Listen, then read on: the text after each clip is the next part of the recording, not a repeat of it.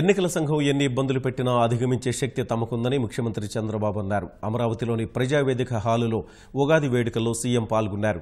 వేద పండితులు పూజలు, పంచాంగ శ్రవణ కార్యక్రమాలు నిర్వహించారు. ఈ సందర్భంగా సవాళ్లు తమకు కొత్త కాదని స్పష్టం చేసిన ముఖ్యమంత్రి ఉగాది వేళ ప్రజలంతా సుపరిపాలన సంకల్పం తీసుకోవాలని కోరారు.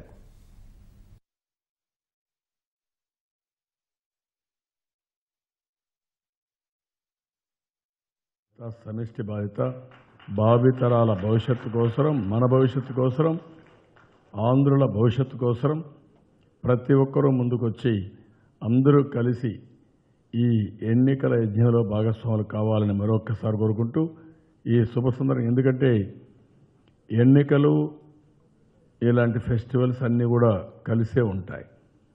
పంచాంగం శుభం చెప్తుంది, పంచాంగం మంచి జరగాలని చెప్తుంది.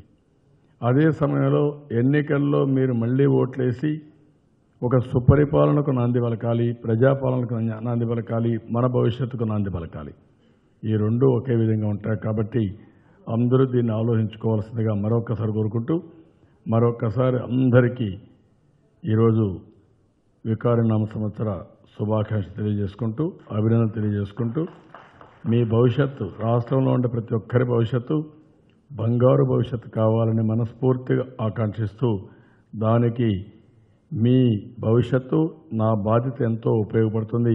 మీరు కూడా ఒక ప్రణాళిక తయారు చేసుకొని ముందుకు పోతే బ్రహ్మాండమైన భవిష్యత్తు ఇక్కడ ఉంటుందని చెప్పి ఆశిస్తూ అందరికీ నమస్కారాలు.